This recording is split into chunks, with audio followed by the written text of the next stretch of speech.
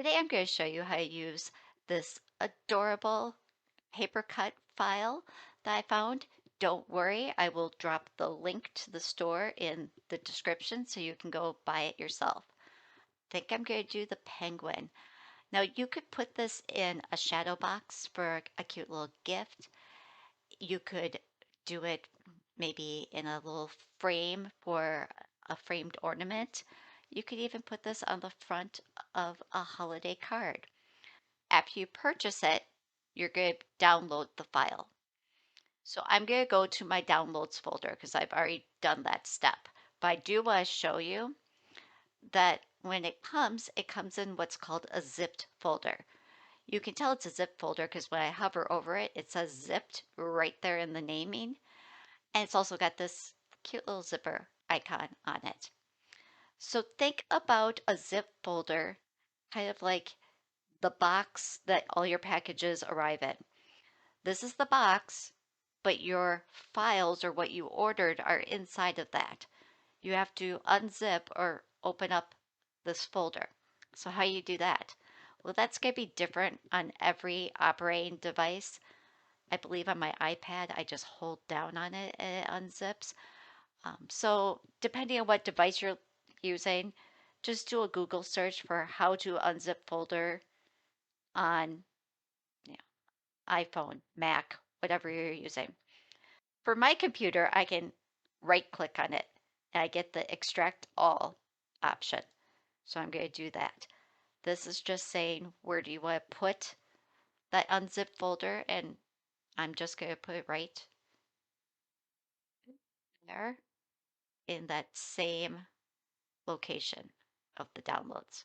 So then if I click on files, I can go in here and you see all different file types. Okay, so this is because different machines use different kinds of files. So this seller was nice enough to provide us with all these different file types. So I'm going to open up this PDF just to look and see, okay, this is the Santa one. So actually what I'm going to do is change the name of this one just by doing this and rename it to Santa. That will help me better remember which is which. So if I go in here, this is the penguin.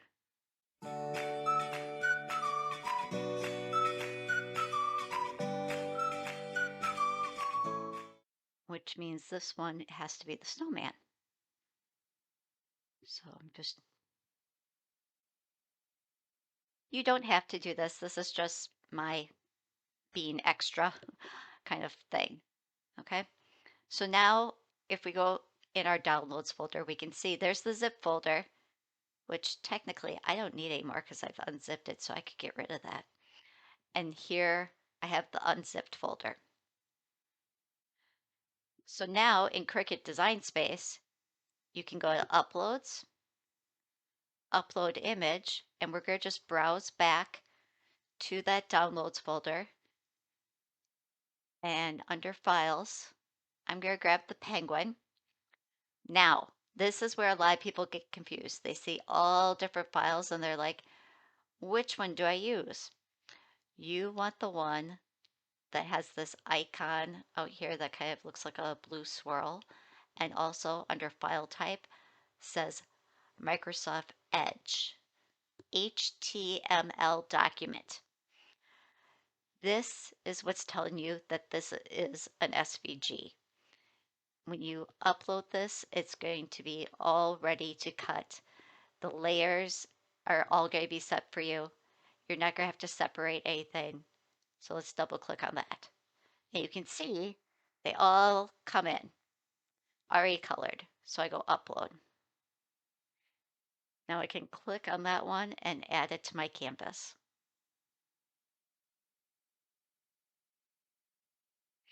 So you're going to see this file comes in really large. So in order to see everything, I need to zoom out. So here's all of my different pieces that I'm going to need. it is all grouped together. Because of that, I get this little warning icon over here that says this image is too large. That's because it's looking at it like it's all one image, one continuous piece, and not different pieces of different colors. So I am going to ungroup. So once I ungroup them, I can see each one is 12 by 12. Technically, that's not going to work for Cricut because it can only cut 11 and a half by 11 and a half. So what I'm going to do is take these and start to stack them up so I can resize them real nice all together. So this one would go over this.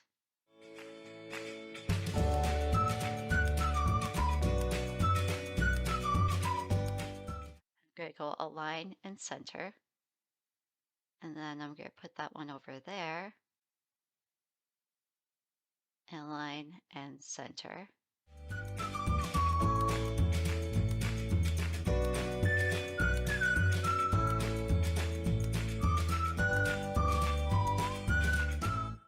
So this one is a gray color, but I really am going to want that to be white. So I'm going to change that to a white color. Align and center. And then this is the very top piece.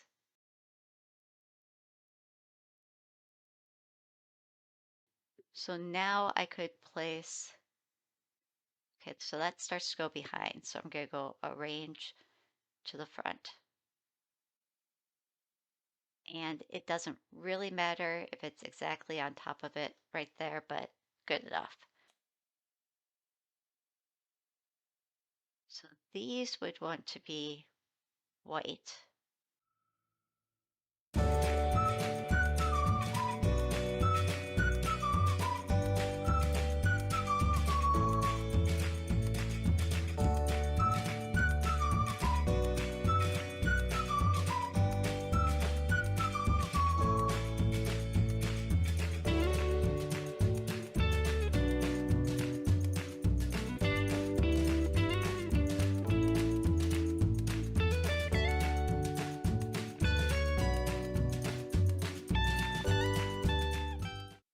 So now this is a little bit more ready to cut.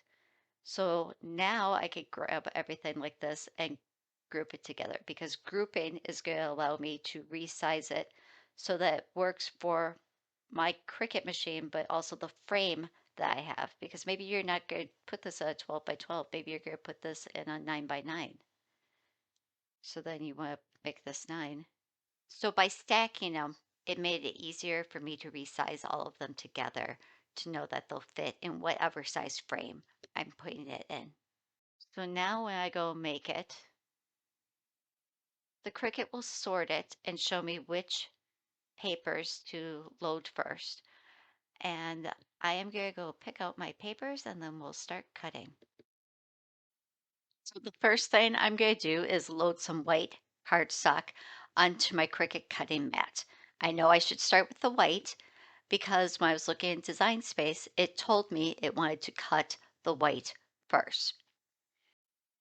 If you have a cutting mat that doesn't seem to be as sticky as it used to be, you can use some blue painter's tape or some washi tape like I did in this example up in the top corners. And just make sure that the tape doesn't go off the edge of the Cricut cutting mat because that could interfere with how it moves in and out. You also want to make sure that your cutting mat is under the two guides on the sides. You will also notice that on the right-hand side, your Cricut has 3 buttons. Going from left to right, the first button is a double arrow. That's what blinks when it's time to load or unload your cutting mat. The center button is a large C. That's what blinks when you want to activate or start your Cricut cutting or scoring. The third button on the far right would be your pause button. If you are ever cutting and something gets jammed up, just hit that pause button so that you stop the Cricut right in the middle of the task that it's doing, and then you can proceed to fix the problem or issue. So instead of opting for the red cardstock for the hat and scarf, I decided to use a pretty fun pattern. The great thing is when you're looking at Cricut Design Space on the computer screen, it's going to tell you which color it wants to cut next. So you know exactly which piece of paper to put on your cutting mat and load in there. And then you'll just press that C button to start the cutting process. You just keep going through each one color by color until you have all of your layers ready to go.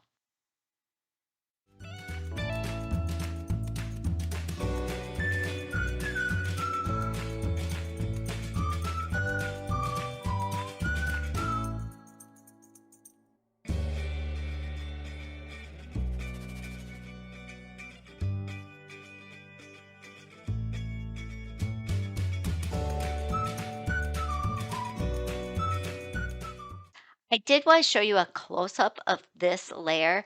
It's got some really fine details in the tree tips.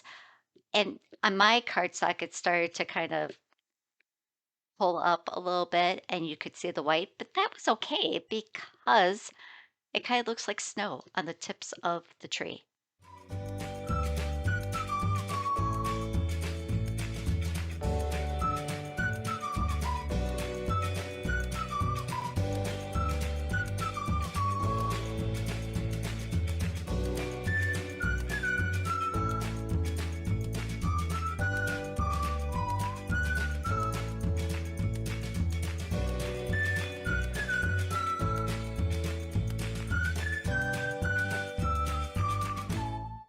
Now that we have all of our layers cut out, we can start to assemble the project.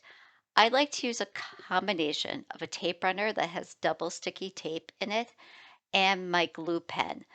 This is because I can put some large sections of double-sided tape down on the piece, but then for the smaller areas, like these little feet, you can just draw with the pen where the glue goes and then just apply them.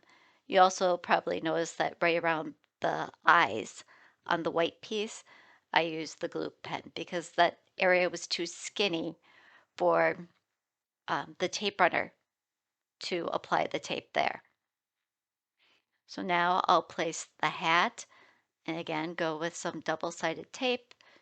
I went a little crazy, went off the edge, that's fine, just fold it back. So you can see what we're doing is just building the different pieces together, adding the different layers, and making the whole image come together. And sometimes you do have to kind of look and say, okay, what do I need to put on first? Like, for example, I placed the scarf first because that helped me figure out where to put the little nose. This is just a little extra thing I decided to do, but I took a pink marker and rubbed it on a Q-tip. And I rubbed it off onto the piece of paper so that I would just have a really soft, light pink hue going on. And I put that on his cheeks. Now it's time to stack the blue pieces. So on this first layer, I want to show you something that you can absolutely do on all layers, is use some foam tape. This is a double-sided foam tape that has a thickness to it. So then when you place it on your pieces, there's going to be some depth and dimension to your design. A lot of people like to do this, especially if they're doing a project where they're going to put it in a shadow box with some lights, because then the light shines through the different layers and kind of makes shadows and things. I'm not going to add lights to mine, but I just want to show you this process. You would just go around the outside edge. If there was an opening in the center, you would kind of put some foam tape around that centerpiece.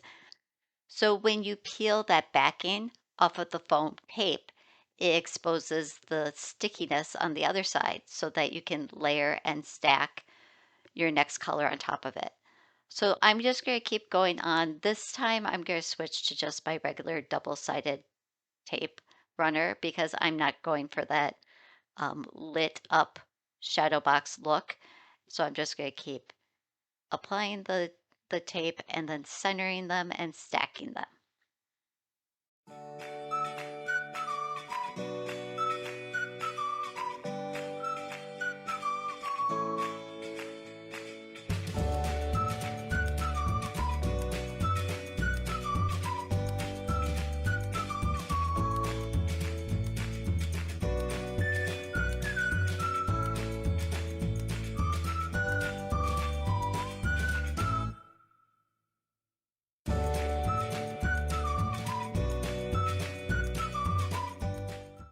Since the white layer is the layer that you want to stick the actual penguin to, I am going to apply the penguin to the white layer before I stack it. This is actually important, especially if you're using the foam tape, because if you try to put the penguin on afterwards, the pieces would have so much space between them, you might not be able to line things up right and you could crunch some of the other pieces.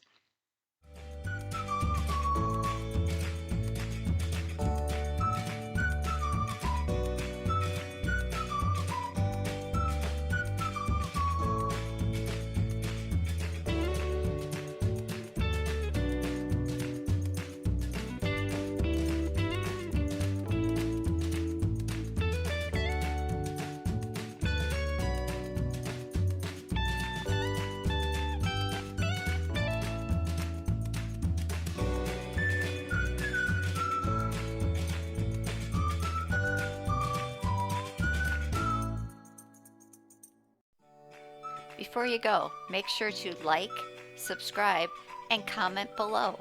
I love to hear from you.